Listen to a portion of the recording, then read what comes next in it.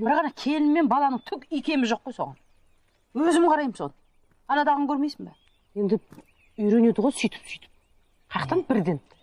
Өзің қарап болмаса. Мына кім бар емес па? Тоқтар бар емес па? Соның семейде жылқыды фазендісі бар ғой. Естіген мен. Сәкенше.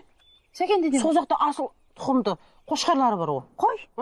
Ойбайында бізге келгенде түгім жоқ деп отыр едім. Айта береді ғой олар. Тіл көзден сақтасын деп. Бүркітші. Айша Бүркіт. Иә. Оның балығы бар. Балық шаруашылығымен айналысады ау. Рас па? Әй, бәсе деймін. Балықты көп жейді ау. Ана Айша тура қасында балық сияқты ғой. Иә. Сондықтан бар емес па, иә? Қоянды асыраған дұрыс. Оның үстіне олар деген кез көбейеді, қиын да мен сөйтіп айтады. Ауыл шаруашылығын көтеріп жатыр ғой қазір, білесің ғой. Елбасы деген қай бір күн ана жақсылық үшкен піртті көрдің бе? Бәй, көрдік қой, бүкіл ауыл қарап отырдық қой. Бүкіл. Енді о кісінің енді еңбегі зор ғой. Иә. Ой, ана жастарды көтердің, ауылды көтердің, жол салдың деп бәрін көтеріп кім біледі? Саған да медал беріп қалады. Ой, бауым. Асырай бер. Ой, бұна суылдап.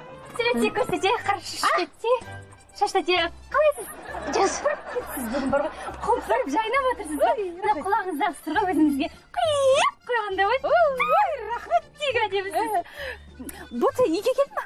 Бота үйде көзімен ойнап отыр. Көз? Ей, Мадина. Ау? Ана папаңның жейдесіне түктедің ба? Түктедім, мам. Мадина. Ана отырған жерлерді жинадың ба? Жинақтан жинап қойым ғой. Мадина. Ау, мам. Шыбындарды өлтірдің ба? Бәрін өлтірдім. Не керек? Бәрін өлтірдім. Өлтіру керек деген нәрселерін бәрін өлтірдім.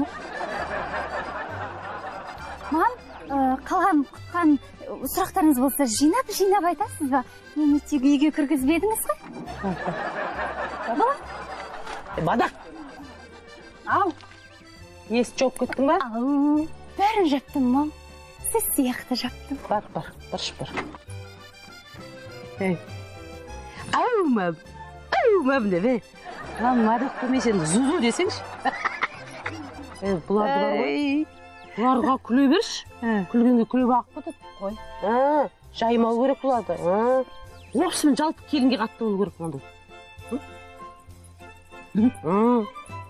Онда екеуміз бірге. Қош